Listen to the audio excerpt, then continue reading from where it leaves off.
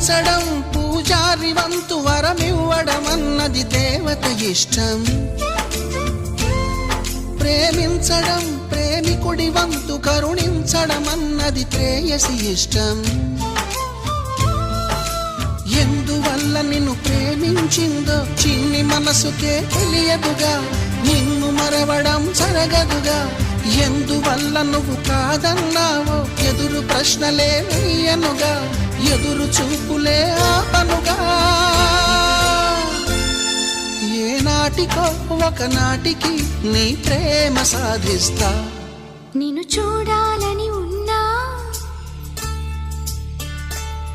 నిన్ను చూడాలని ఉన్నా